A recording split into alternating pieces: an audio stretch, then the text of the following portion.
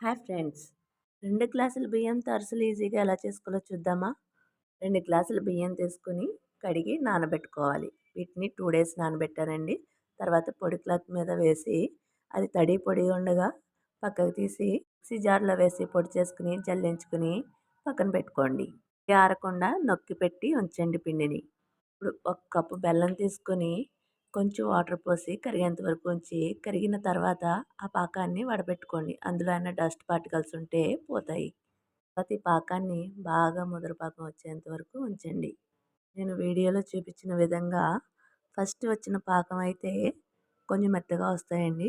నేను నెక్స్ట్‌దైతే మేము క్రిస్పీగా కావాలనుకున్నాను కాబట్టి కొంచెం గట్టిగా ఉండేంత వరకు కూడా తీసుకున్నాను.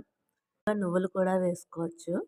ఇలా పాకం వచ్చిన తర్వాత చల్లించుకున్న వరిపిండిని కొంచెం కొంచెంగా పోస్తూ తిప్పుకోవాలి. పిండి ముద్ద అంత అయ్యేంత వరకు కూడా చూసుకొని మీరు తిప్పుకోండి. ఈ చలివిడి బాగా బీసిపోకుండా ఉండడం కోసం పైన ఆయిల్ వేయండి. ఇంకా నాకు పిండి మిగిలిందండి. ఎక్కువ పాకం తీసుకోలేదు కాబట్టి ఇప్పుడు ఈ ముద్దతో అరిసెలు చరుచుకొని నూనెలో జారవిడుచుకోవాలి. అరిసెను అటు ఇటు తిప్పుతూ అపకలు లేని వాళ్ళు నేను చూపించిన విధంగా వత్తుకోండి.